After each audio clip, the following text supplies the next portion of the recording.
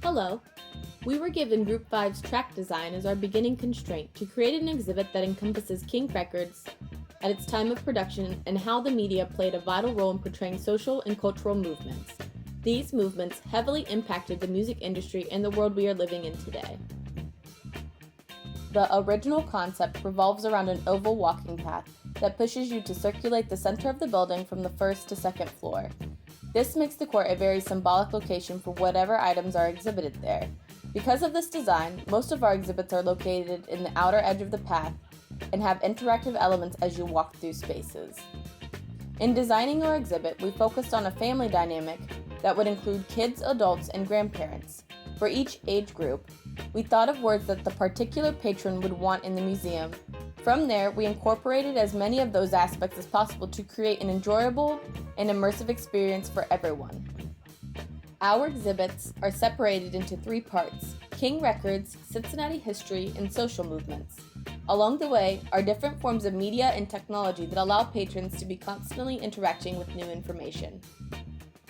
The words that were chosen for each of these exhibits is important in curtailing how the rooms were designed and what spatial elements were incorporated so that their takeaway was always achieved.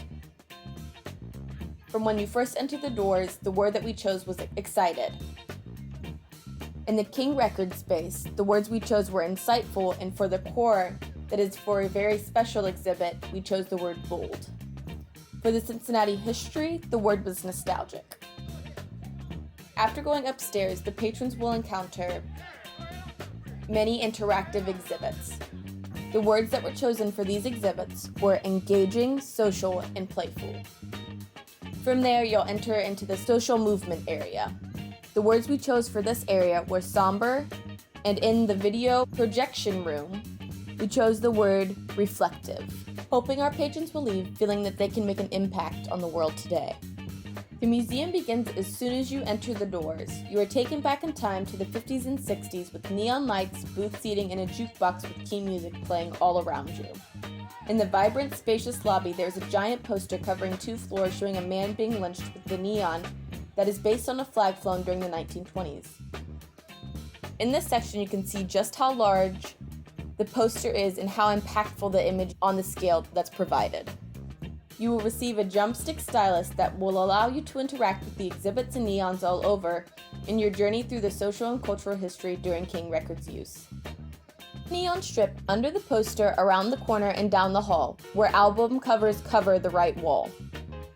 You can use your stylus to touch albums that will play one of the songs off of that album, and as you reach the end of the hallway, there is a costume with an infamous king crown in neon above it with a guitar from one of King's artists, and King's information and artifacts continue around the curve. The owner, Sid Nathan, can be heard defending his business as you read about King Records during its production. You might say a discussion of how King Record Company is to be run. Unfortunately, you or other people may disagree with me 100%, but somebody has to be the chief, and I am elected as the chief. After coming around the second curve, you are faced with a large brick arch resembling Union Terminal with a bright red Cincinnati neon. On the ground is a Cincinnati map with a neon blue river. Union Terminal was a hub for traveling during the war. There will be Jackie Robinson's jersey and memorabilia honoring him as the first African-American baseball player, and images of African Americans traveling during the Great Migration, which brought a large population to Cincinnati looking for work. After marking where you are from on the Cincinnati map, you will head upstairs and around the corner where we are in the process of designing a curved TV interactive wall that portrays different commercials and events during the 40s through the 80s. At the end of the hall is a music to color interactive space where you can listen to a song on the radio and take a poll of what the color made you feel. On the left side of the hall upstairs on the second floor is an oversized instrument interactive room where kids can play and explore the instruments.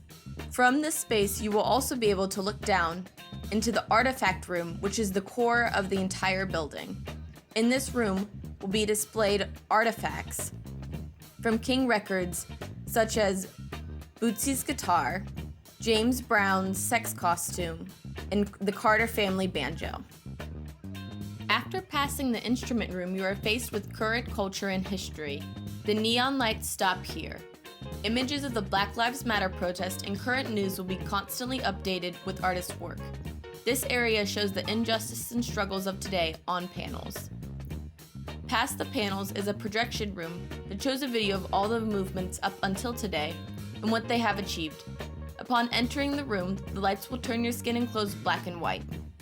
As you watch the video, on one of the walls, everything in the room will begin to turn to color. You should feel empowered about where we have come from and that you can make a positive impact on the world today. Follow the neon lights down the stairs and out the neon-covered lobby with your souvenir stylist drumstick.